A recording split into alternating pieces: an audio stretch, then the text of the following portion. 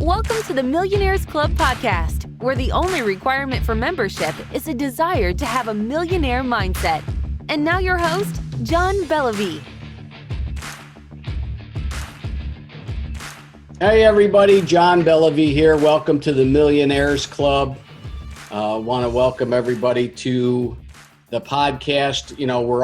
We talk about the Millionaires Club. It has nothing to do with your bank account, has nothing to do with your net worth, has everything to do with your mindset.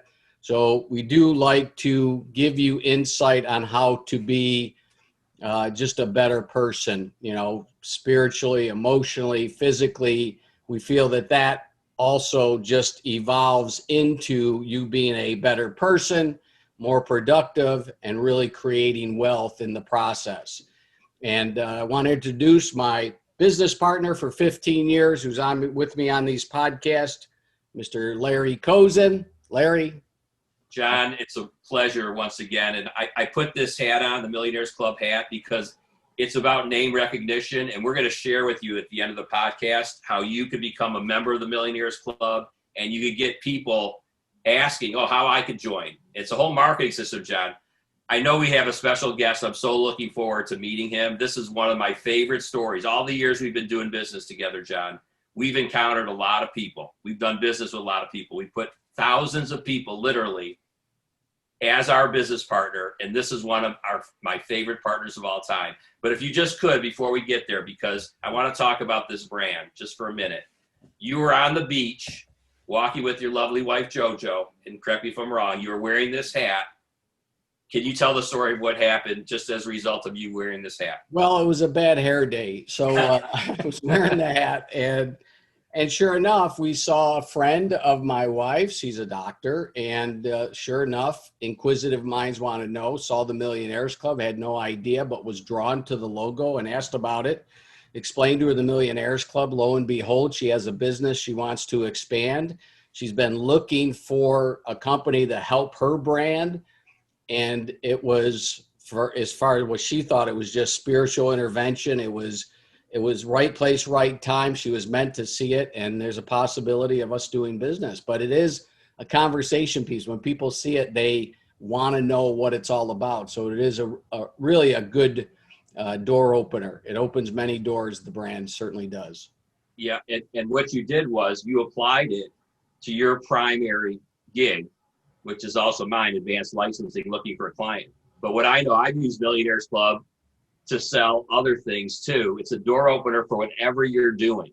So kind of keep that in the back of your mind of how you can partner with us at the Millionaires Club and leverage that brand. Oh, absolutely. Yeah, I'm excited about our guest here. And this is about, I say fate, what brings people together. Somebody's, I think, the mastermind, pulling all this together. This was a gentleman we met from a previous business dealing, somebody that really, that we gained his trust. He invested with us in another venture, but we had the opportunity to meet him in North Carolina. We were having a convention. And we, said, hey, let's go hang out for a little bit. We watched a football game over at one of these sports bars. And lo and behold, he pitched us an idea on an Uber ride back to the hotel. And it was from that time that we all realized that we were onto something. And I love ideas, because without ideas, you really can't have a business, because a lot of ideas just come from, or a lot of businesses come from an idea. And sure enough, here we are over a year later, and this business is coming to fruition. It's actually being born and starting to crawl and soon to walk and run. But I'm pleased to introduce to you the founder of Dirty Laundry Solution and the CEO, Mr. Peter Trang. Peter, welcome to the Millionaires Club. Thank you, John. Thank you, Larry, for having me on the show. Glad you made it. Now, the nice thing, and I got to let everybody know, we had a relationship with Peter prior to Dirty Laundry Solution. But Peter, when you shared that idea with us, I think we all realized, without saying it out loud, that we all felt that we're on to something, that we had to spend more time to really drill down and see if this could be a real business. if you would, from your perspective, share with everybody that journey of what got us to a Buffalo Wild Wings. No, they're not a sponsor, but we're gonna Actually, Buffalo Wild. I'm gonna give them a call tomorrow, John. Yeah, right. There you go. We'll get them in the Millionaires. I'm gonna tell them the story of how we use them to just like I met you on the golf course. Buffalo Wild Wings is a place where you could really build business relationships over sports. If not, that story is going to be changed to Wingstop. You know. That's right. Yeah, there you go. But share with those beginnings. That's what really brought us together, Peter. And what was the thinking there? And just share people your experience, how we got to really, Sure. you introducing the idea to us. In order to see where you want to go, you have to look back at where you came from, and I kind of want to. My story is very simple. My wife and I we came from we're originally from Hawaii. We had a mom and pop feed store. We ran that for 20 years. It was successful. We relocated once, and we expanded. Like we took over the business next door as they moved out, and we saw success in our business because we were committed in one thing, serving our customer and doing it well. We built relationships with our customers. We didn't do advertising. We did it all with one customer at a time, making sure that customer leaves happy and they tell their friends about it. And so we've seen success in our business. But let me stop you for 1 second. I just have a question, just because I've been meaning to ask you this for like a year. Sure. I'm from Detroit. I'm a city boy. And what is a feed store? I have no idea what she even is. Well, a feed store is typically a country. You find them in countries, where they sell feed for chickens, dogs. chickens, horse. Oh, it's cows. like chicken feed. Exactly, chicken feed. But chicken feed business. What happened is as people move more into suburbs, they actually got feed stores started carrying dog food, cat food, more pet. It's got a mixture of pet and cat foods. Yeah, pet and feed, I guess you can call it. So okay. What we did is we took a feed store and placed it in the city. What people were kind of what's the feed store doing in the middle of near down? We're like 10 minutes from downtown Honolulu, and so my customers how we were, I guess, our strategies, we stay open earlier, we close later, and we're open Saturdays, Sundays. So a lot of times our customers, they worked in town, but they had their farm back in the country. So by the time they got back home, all the feed stores around them were closed. So they would come to our shop, pick up what they needed, and before they head back home. So that was our kind of strategy, our edge over people. And then Sundays, we're at one point we're the only store that was open on Sunday, and so it was basically that was our competitive edge. Amazing. So basically, to put it in perspective, then you came up with a better idea. You worked your butt off all hours of the week and the night and the day, but you got your dream of selling the business and making a lot of money. Is that accurate? You came up with a better idea. I wouldn't say making a lot of money in selling my business, but yeah, we did all right. We were comfortable with our situation. But what we didn't have was time. Time was more precious than anything. Any amount of money that we could put place on, and so our son was born. He's 8 now. After he was born, our priorities obviously changed. We no longer work till 10 o'clock. We no longer could see putting those hours in and neglecting our child. And so he grew up in the store. We had containers. He would climb into the containers and help me put chains on. I know OSHA, if you're listening to this, cover your ears, he would help. But yeah, he grew up and we felt bad. Birthday invites would come in and we would have to turn them down because we had to work on the weekends. But he was this good sport about it. He would play this wall ball in the back where the warehouse was by himself, and he'd make do with whatever. He'd climb up the pallet racks and do whatever he needs to entertain himself. And so we know he gave us his patience. So we wanted to give back, and so our thought was, we have to do something about it. And so that involved us selling the business and finding somewhere to create a better life for him. Got it. And so, yeah, our business sale was not about selling for money or anything. It was selling so that we can get freedom to spend time as a family. Yeah, Cool. time freedom, how important that is for a lot of entrepreneurs. It sometimes is just as valuable, if not more valuable than the dollars and cents. But I hear you breaking the normal, doing different things in the marketplace, making yourself unique, branding yourself a little bit different. And so you decided, okay, let's sell the business and let's, have our money work for us. And what made you move back to the mainland? And where'd My you, wife was why'd you born pick in Vancouver? My wife was born in Hawaii. My son was born in Hawaii. I was born in Vietnam, and I lived in Hawaii all my life. I mean, I've 40 years, so I've never lived on the mainland. And our friends after college, some of them moved out.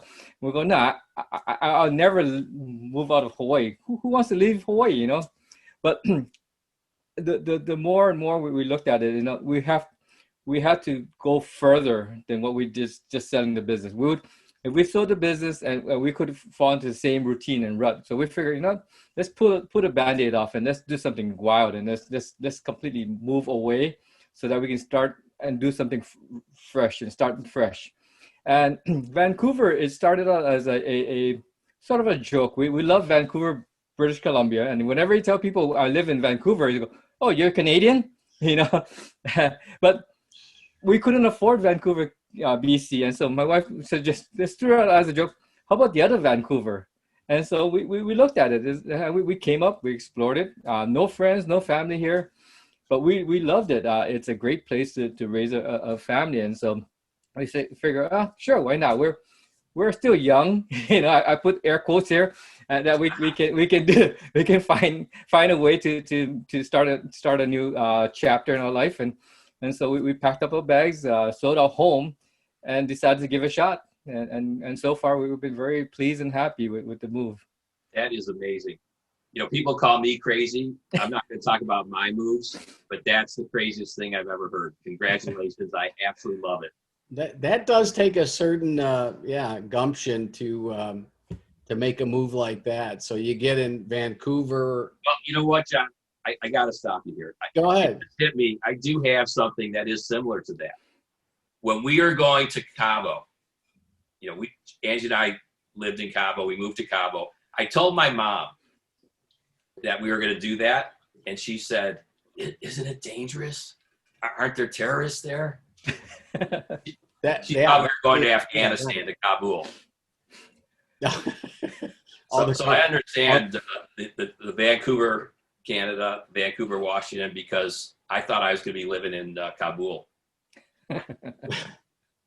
Well, hopefully nobody gets offended by the other Vancouver because it's, I understand, beautiful up there. I've never been there myself, but so at that point you said, okay, let's put the money to work. What options were you looking at? Where did you want to go? What did you have in mind? No, we figured we're trying to look at different ways to what we can invest the money in where we don't have to be there all day, every day. And we one of the things that I always wanted to do was open a laundromat.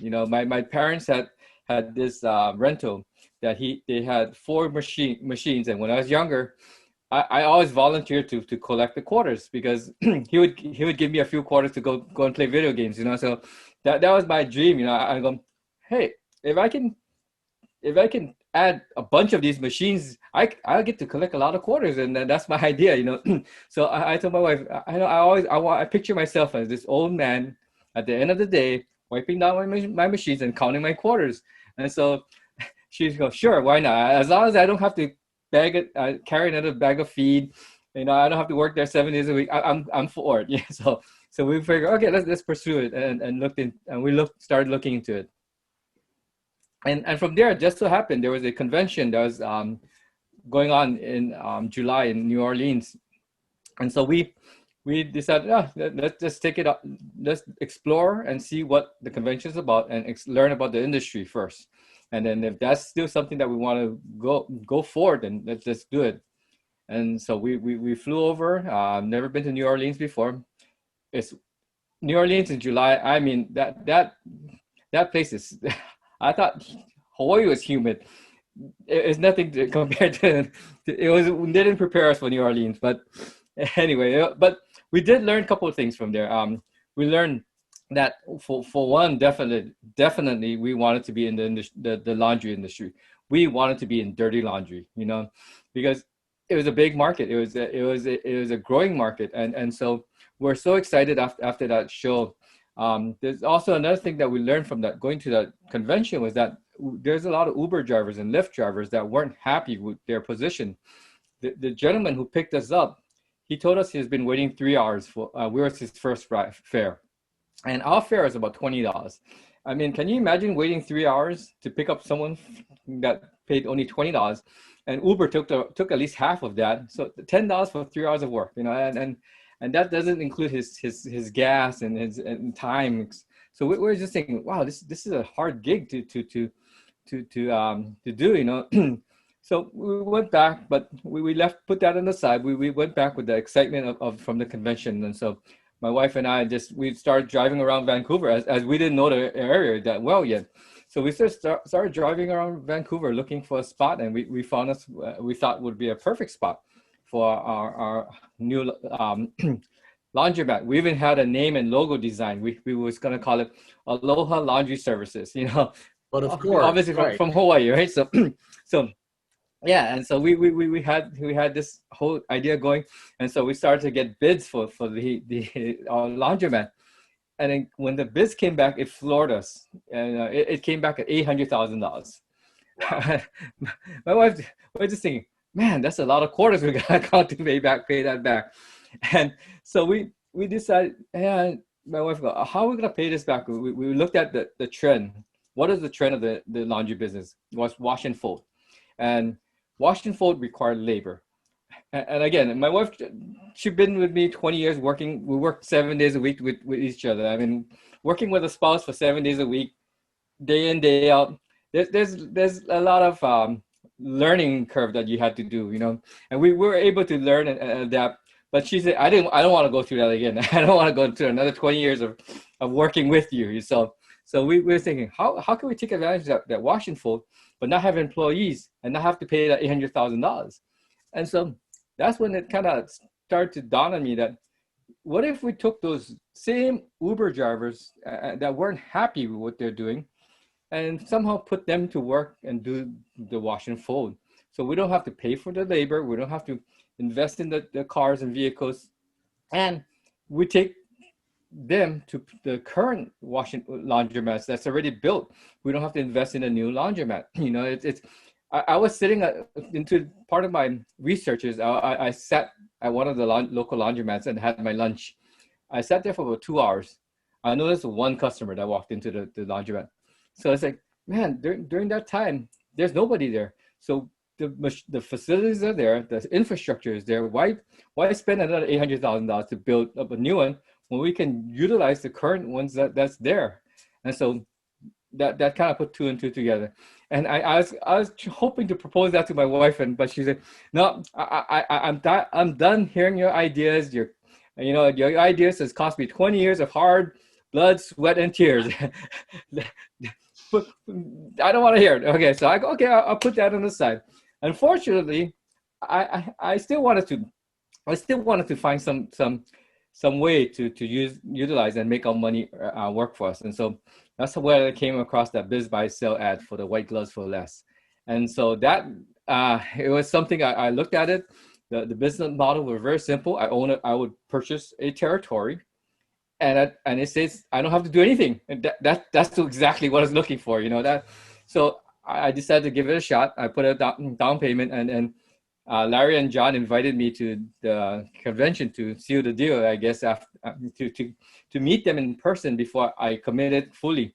And so I decided, yeah, it was a month from now. Let's give it a shot. I flew out there, and meeting John, Larry, and Ted, immediately I knew I could trust what my money was going into, and I could trust because truly you don't invest just in the company, you invest in the people behind the company, and that truly. Meeting them truly sealed the deal. And I by the first meeting we're done, ink signed, But now, as John had mentioned earlier, we kind of celebrated the next day on Sunday to watch some football. And I just spent about six figures on buying those territories. I figured they might have taken me to get a steak dinner or something, but they take me to get a burger and fries. So I was okay. I'm fine with that.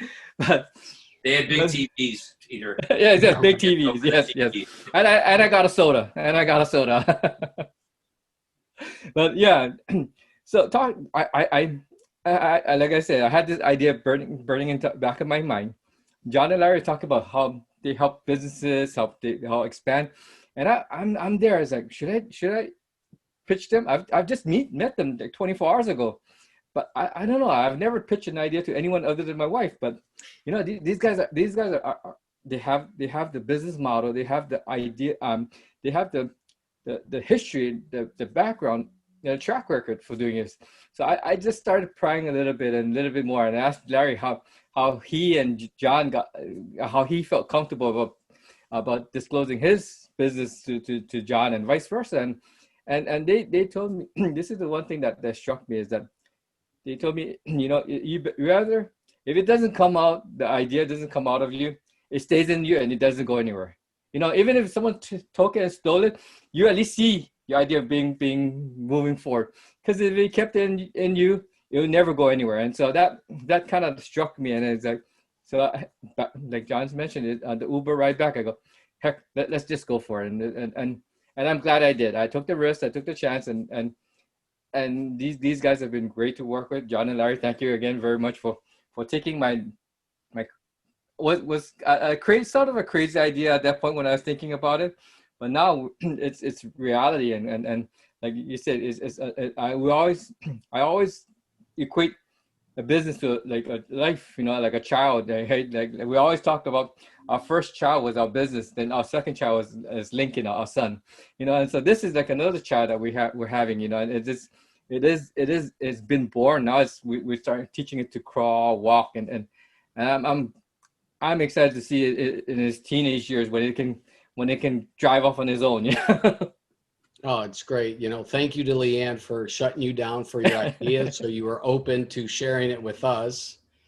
You know, and I'll tell you, when you said you had an idea, and I think back there, and I didn't think anything of it, because on our side, from my perspective, I hear ideas all the time. I hear entrepreneurs sharing ideas, and I have a business partner, Larry, for 15 years that, you know, sometimes on a Saturday night, 9 o'clock at night, he's throwing ideas at me.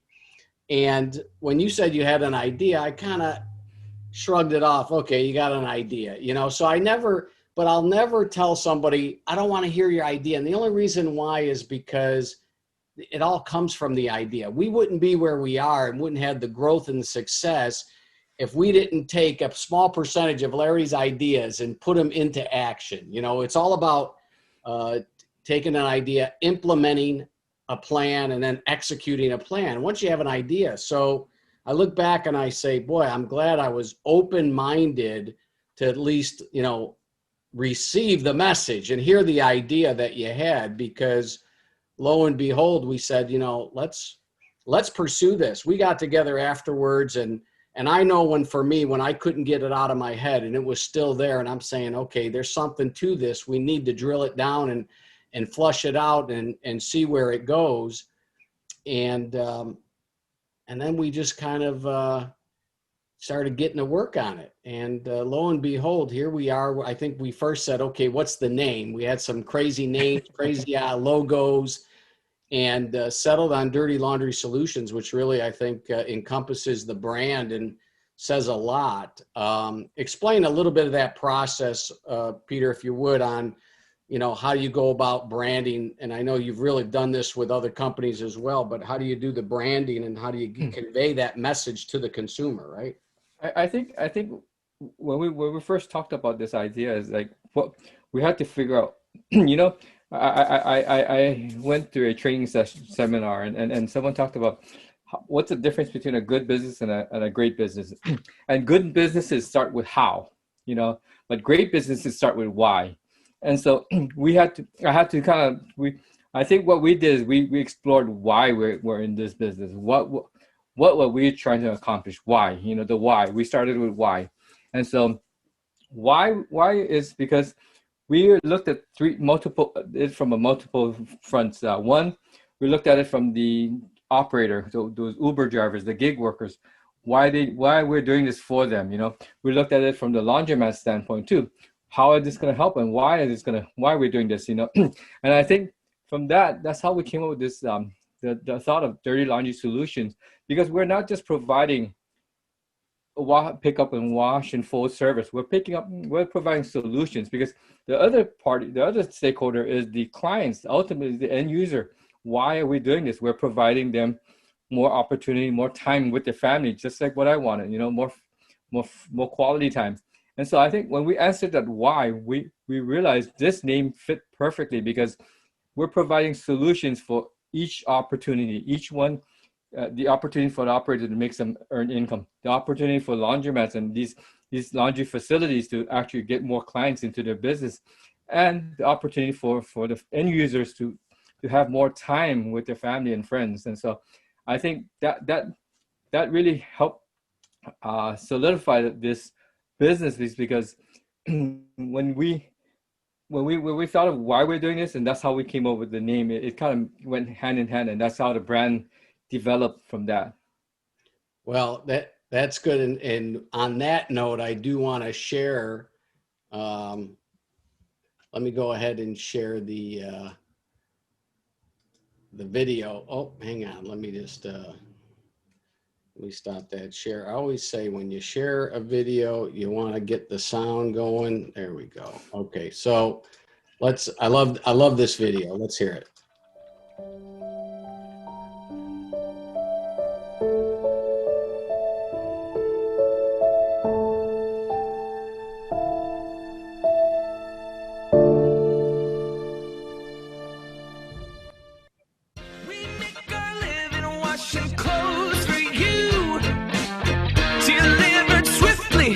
And folded too. Cleanliness is what we do. No more dirty laundry. We do it eco-friendly. That's important round here. Not only ecological, but economical, yeah. A fix is coming, don't you fear. Here at Dirty Laundry Solutions. Beautiful. Love the video. Couple things. Well, I mean, it's a minute video, but I'm telling you what you see there, if you really look a little bit deeper, is that this really connects on a few different levels. Number one is the consumer, somebody that needs the wash and fold, the pickup and delivery business. Number two is helping that wash and fold operator make an income. And number three is helping the laundromat owner. Expand a little bit on how this one business can really help so many people in the community. Actually, I want to take a moment. I didn't get a chance to thank Larry for the name Dirty Laundry and the idea of that song. Thanks for that. He sent me a text with the Eagles theme. He's like, what was this Dirty Laundry? It's like, okay, that kind of went a little. We took it from there. We developed it, and thank you, Larry, for that. Yeah, like I said, it really, one business helps. It's not. We don't. That's what connected me with John and Larry in the first place, because it wasn't all about them, about them and their business. It was them helping other people grow and develop businesses, and I think that really fell in line when we were talking about developing Dirty Laundry Solutions. It's not just about us as the company. It's about how we can impact other people within, and also by helping others, it helps us as well. And so yeah, it truly helps the three different components there from that. When we started to explore more and develop the business, we realized this is more than what we have started out with. We would talk to laundromat owners.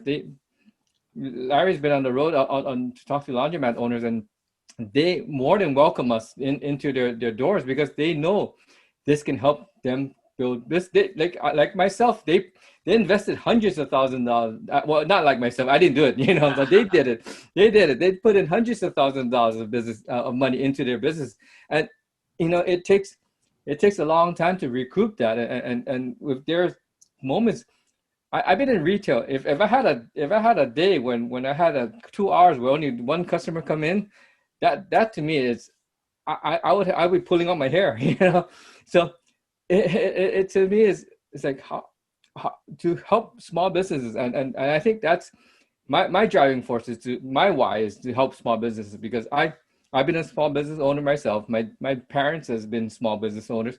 In fact, my dad, he's 82, 83. He's still running his shop. He gets up every day. He opens store, even during COVID. I mean, they keep this gated doorway now, not allowing people in. But he says he has to do it.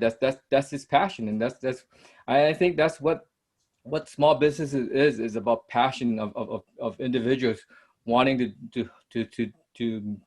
do what they feel is right. And I think it fits and it feels right. The business that we develop, the relationships that we have developed with the laundromats and eventually the operators and the clients. I think that's key to making this work really well, because we're not in it just for us. We're in it for everyone involved. It's a mutual beneficial relationship. And I think that's how I guess in any business, for me at least, is to be able to have a good relationship. Back in my feed business, I had a great relationship with my competitors.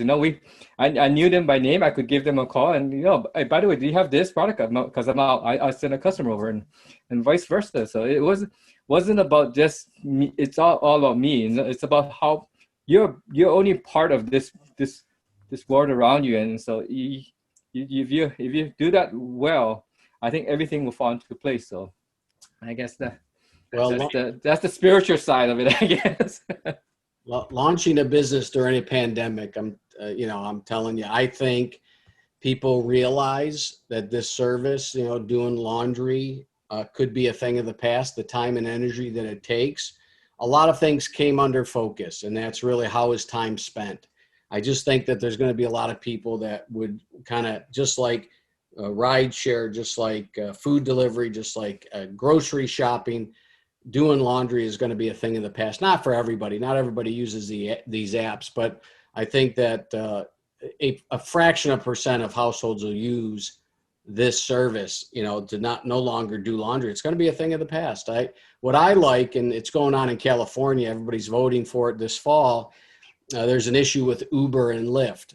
The state's trying to classify them as employees. They're getting pushback. They're trying to make it a subcontractor position. How's the company dealt with that with the wash and fold operators? How have you positioned yourself with these wash and fold operators?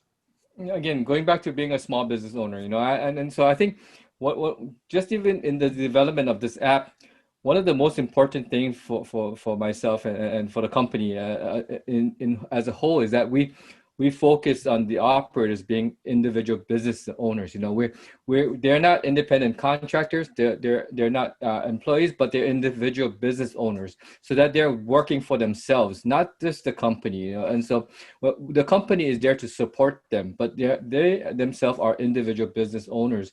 And because I know from being a small business, they will put the effort, they will have pride in the business, and by doing that, they'll help develop our brand and really put that great stamp on with their own personal stamp. They'll make sure that they take care of their customers and build those relationships with their customers, and that in turn will help our brand as a whole.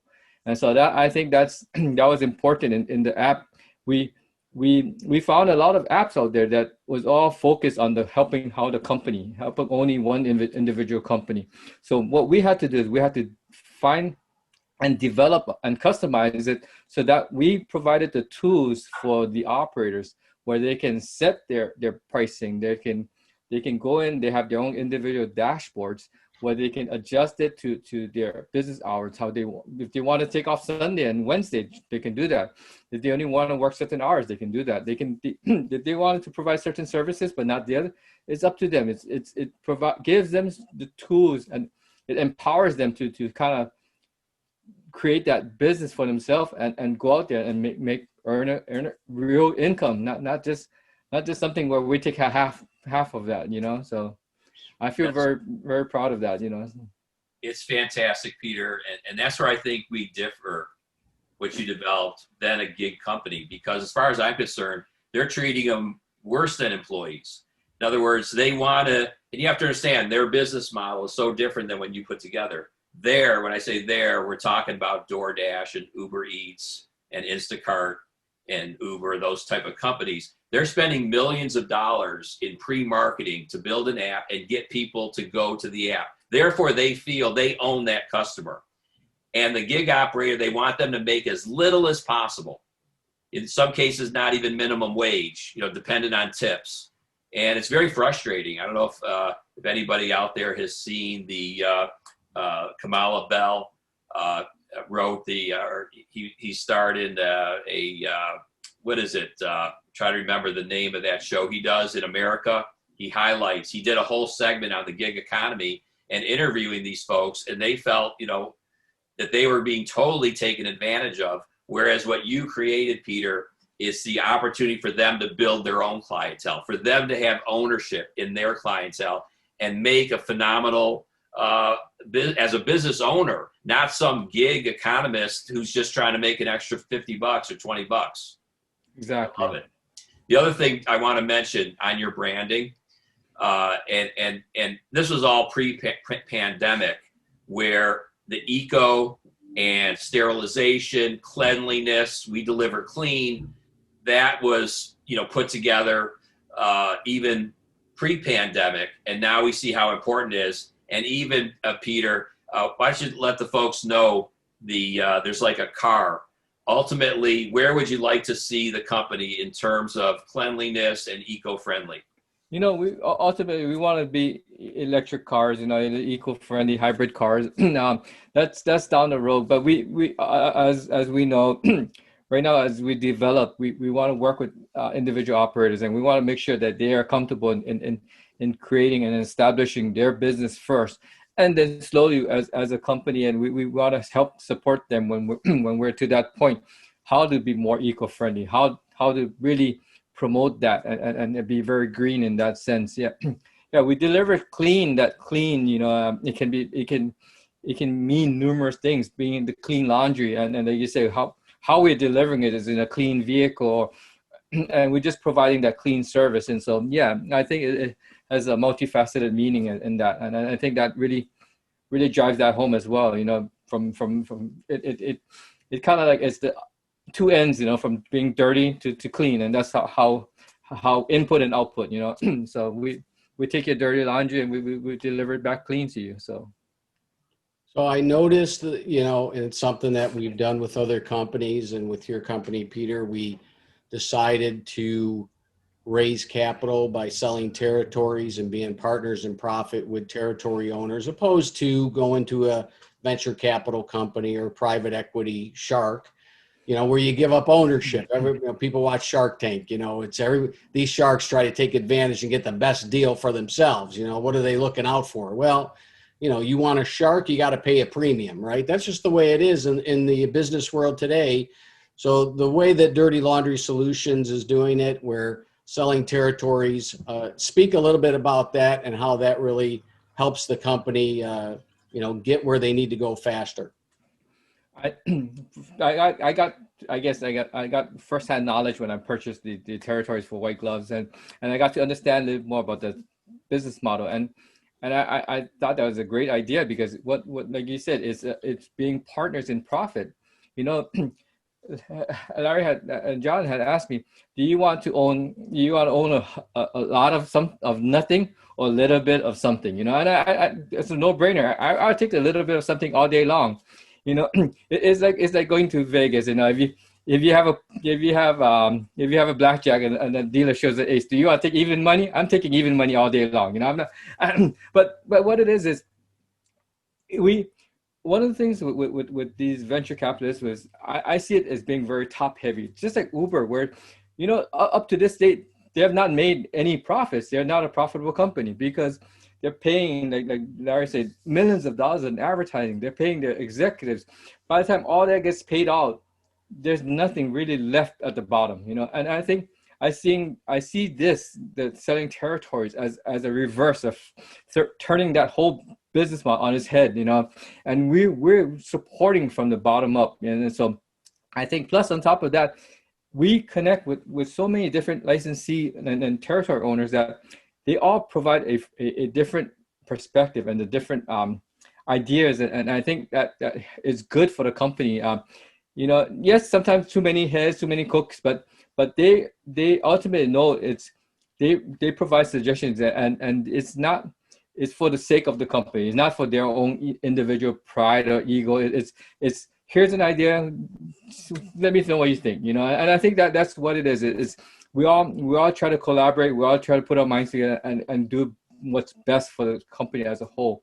And like, also one of the things that when I was trying to learn about the laundry industries, there's no national branded laundry business. And I think one of the reasons is your biggest cost and your laundry, if you break it down, they are typically a reseller of utilities. They even though they provide the sales of the laundry machines, but ultimately they're reselling utilities, you know. And so, because you're just using the facility, you're using their water, you're using their electricity. So so if you take it from the East Coast to the West Coast, every state, around the way is different. Utilities pricing is different. So it's very hard and very difficult because there's law, state laws, city laws, different ordinance. And so I think that creates a very difficult situation for any one company to come in and say, I'm going to sell it all over the nation. So I think another benefit of having territory owners is that we get local knowledge on every area we go into. We're able to tap in and ask these territories, and they are able to provide us with very territory-specific area knowledge, and that helps us target that brand for that area. Just like in McDonald's in Hawaii, we find spam and eggs in the morning. You know, we can go there and buy breakfast with Portuguese spam and egg. So when we first moved up here to Vancouver, my son, we went to McDonald's and go, I want a spam and egg breakfast. I go, there's no spam here, son, sorry. So that's how they became successful. They targeted, they made it very specific into that area. And I think it takes that to be, even though we want a uniform brand, but we recognize it needs to be there's also local knowledge needed behind that. So here's the beautiful thing about the Master License Program. I've had the privilege of going on the road for the last 3 months now and meeting up with master licenses in Utah, in New Jersey. I was in Chicago. I was in El Paso. I was in San Antonio. I was in Austin. I was here in Vegas, and the list goes on and on. And what I found is, Peter, these master licensees that have come in, they've gone to team meetings, and like you said, they connected with you. They connected with us. Not only did they love the idea, and I've had so many people say, wow, that's kind of an amazing idea. Why didn't I think of it? That's my only regret. I had 2 master licenses. I should have come up with that idea. So great job, because it's the simplicity. It just makes sense. But these master licenses are so exciting that they're actually accelerating the growth of their area by getting involved and being active. Now, we never required that in White Glove for Less. It was pretty much a passive program. But with master licenses here, it just seems like that they're really interested in helping us build this business. And I love it. It's phenomenal. And to really get more information on that program, dirtylaundrysolutions.biz, feel free to check it out. Peter, I'm sure you've given it some thought for, over the last year plus, where the company's been, where it is, where it's going. What do you see happening with this company? Have you looked ahead to say, okay, what does it look like in a year from now, 2 years from now, and beyond? One of the things my wife and I and my son, we like to do is travel, and we would love to travel. And a year from now, I'd love to be on a trip I have clothes that I need to wash. Open up my laundry app. You know, wherever I'm at, I request a laundry pickup, and I can pack a carry-on bag anywhere I go without having to pack a big suitcase. You know, and that's why I see, and I'm hoping that will do that. That's ultimately that's what I want to be. You know, be able to travel wherever and open up the dirty laundry solutions and have a pickup and delivery. A national brand. Yes. Yes. Who knows? Maybe international? Maybe. Oh, who knows? Who knows? Yeah. Let me ask you a question on that, Peter. When you were watching your grandfather with the porters, was that in Vietnam or was that in Hawaii? No, that's my dad. I'm in Hawaii. Yeah. Yeah. I left when I was about 4 years old. I gotcha. Yeah. Yeah. That's because great. The thought of international is just very exciting to me. Because I know it's working here. Every laundromat owner's interested in it. And you look at other countries where they may not have washers and dryers in every home. There's even more of a need possibly around the globe, even than in the United States. I was in Korea actually just a couple of years ago, and we ended up doing laundry in our hotel bathroom, and you know, because we were trying to find a laundromat and we had the hardest time finding one, and so we ended up just washing clothes in the hotel. And so that, yeah, definitely there's a big market, especially in different countries, that it's just not that the spaces becomes a big factor, and space is it's a premium in a lot of these countries, and so they can't spend that type of money. I mean, imagine having such a small space. You need to fill that up with enough machines where you get back your money, and so they just can't feasibly do it. Yeah. Let me ask you a question, Peter, and I know John's getting ready to wrap this thing up. I was in New Jersey just a couple of days ago, and we called on a laundromat, and it was like a hole in the wall. They only had about 30 machines, okay, and the place was just filled with bags. What they actually did was they built a wash and fold business. I don't even think they want to have the public come in. I'm just thinking about the possibility is to create the first national laundromat chain that's not open to the public. It's only open to the wash and fold operators, where you put it in a strategic location, and it's really designed to just build a wash and fold business where it's a recruiting center. It's got the machines, and I think we could do conversion. Now, I'm not saying, depending on the situation, is that you can't take business from the outside, but to really build a national chain called Dirty Laundry Solutions. Yeah, I mean, one of the most expensive part of finding a space is actually finding the retail. We had to put it in a retail location. We had to put it with enough foot traffic, and obviously, you know, whenever you look for that type of situations, you pay a premium to be in the right space. But if, like what you're saying is, we can use flex spaces that's a lot cheaper. That's half the pricing on rent alone, and one of the biggest cost of any laundromat is space and cost and rent. And so if you're able to cut that, I think that's something that we definitely can explore. Yeah, because here's what we're seeing too. Think of the conversion possibility, not the location, but we see so many laundromats going out of business, okay, and not making it. We've talked to consultants that, you know, they do try to build it up and try to sell it, but there's so many of them that don't make it. And what we could go to a struggling laundromat and say, here's what we're going to do. Let's take your machines, because the machines are not necessarily dependent on that location. They can be picked up, right, and moved into an affordable space. We call it Dirty Laundry Solutions, and we could find the machines in the laundromats that are having trouble. Well, everybody is witnessing firsthand the idea factory producing ideas, and no, it's good stuff. I mean, Peter, you've done a lot in the last year, and appreciate your leadership with the company, and appreciate everything that you've done. And the nice thing is you've assembled a team of people behind the scenes that are really instrumental in making your dream a reality. So appreciate all you do, and please promise that you'll come back and give us an update down the road.